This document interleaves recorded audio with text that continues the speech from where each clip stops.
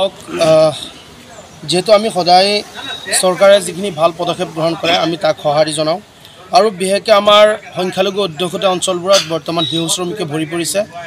আমি যদি চাবলৈ যাওঁ আমাৰ নিজ নিজ এলেকাতে যদি আমি চাওঁ যে তাত আপোনাৰ বিভিন্ন হোটেলবোৰত আমাৰ শিশু শ্ৰমিক আছে, য'ত তেওঁলোকক কোনো ধৰণৰ লিখা পঢ়াত কোনো সুৰক্ষা দিয়া নহয় আৰু তেওঁলোকক কোনো ধৰণৰ সা সুবিধা দিয়া নহয়। আৰু আমি চালোঁ যে ইতিমধ্যে বৰ্তমান আপোনাৰ শিশু শ্ৰমিকসকল সৰবৰাহ কৰিছে আপোনাৰ বহিৰাজ্যত আৰু জুৰীয়া অঞ্চলৰ বিভিন্ন বাছ ষ্টেণ্ডত যদি আপুনি গাড়ী ষ্টেণ্ডত যায় তাত চাবলৈ পাব যে এছাম এজেণ্টৰ জৰিয়তে আপোনাৰ ভোটাৰ ID হওক আধাৰ কাৰ্ডেই হওক এই বস্তুবোৰ যাৰ 15 বছৰ 16 বছৰ বয়স তেওঁলোকে এডিট কৰি পেলাই আপোনাৰ 100-150 টকা যিবিলাক বস্তু কাৰ্ডৰ দাম তাত তেওঁলোকে 1000 টকাত ক্ৰয় কৰি পেলাই এই সৰু সৰু কিশোৰবোৰক আপোনাৰ বহিৰাজ্যলৈ পঠিয়ায়। গতিকে আমি অসম সংখ্যালঘু সংগ্ৰাম পৰিষদে চালোঁ আমি পূৰ্বৰ পৰাই আমাৰ সমাজৰ আহুৱা কাম যিখিনি আছে আহুৱা কামৰ বিৰুদ্ধে আমি কৰিছোঁ। শিশু শ্ৰমিকৰ বিৰুদ্ধে আমি সৰব ভূমিকা পালন কৰিছিলোঁ। ড্ৰাগছ মদ ভাং জুৱা নাৰী নিৰ্যাতন বাল্য বিবাহৰ বিৰুদ্ধে আমি সৰব ভূমিকা পালন কৰিছিলোঁ। কিন্তু বৰ্তমান ট্ৰেণ্ডত আছে যে আমি জুৰীয়া বজাৰত আমি কেইবাটা বাছ ষ্টেণ্ড দেখিলোঁ আৰু তাত গাড়ী ষ্টেণ্ডবোৰত এই ল'ৰাবোৰক প্ৰতিদিনেই আপোনাৰ 50ৰ পৰা 100জন ল'ৰা বহিৰাজ্যলৈ কাম কৰিবলৈ যায়। আমি খুবেই আচৰিত পাইছোঁ। আমাৰ এই ল'ৰাখিনিৰ ভৱিষ্যত কি হ'ব?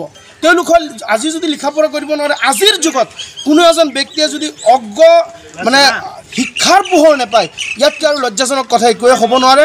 গতিকে অসমৰ মুখ্যমন্ত্ৰী ডক্টৰ হিমন্ত বিশ্ব শৰ্মা ডাঙৰীয়াই বিভিন্ন সময়ত আপোনাৰ শিশু শ্ৰমিকৰ বিৰুদ্ধে তেখেতে পদক্ষেপ গ্ৰহণ কৰিছে। যে চৰকাৰে যিটো পদক্ষেপ গ্ৰহণ কৰিছে সঁচাকৈ আমি অসম সংখ্যালঘু সংগ্ৰাম পৰিষদে শলাগ লৈছোঁ। আৰু আজি যদি আমি এইবোৰৰ বিৰুদ্ধে যদি আমি সৰব নহওঁ আৰু এইবোৰ বস্তু যদি চৰকাৰ আৰু প্ৰশাসনক আমি নিজে ধৰাই নিদিওঁ তেনেহ'লে আমি দেখিলোঁ যে উঠি অহা প্ৰজন্ম এই উঠি অহা প্ৰজন্ম কেতিয়াও শিক্ষিত হ'ব নোৱাৰিব। গতিকে আজি আমি অসম সংখ্যালঘু সংগ্ৰাম পৰিষদ নগাঁও জিলা সমিতিৰ এটি সজাতি দলে আজি নগাঁও জুৰীয়া থানাৰ ভাৰপ্ৰাপ্ত আৰক্ষী বিষয়াক আজি লগ কৰি পেলাই আমি এখন স্মাৰক পত্ৰ প্ৰদান কৰিছোঁ।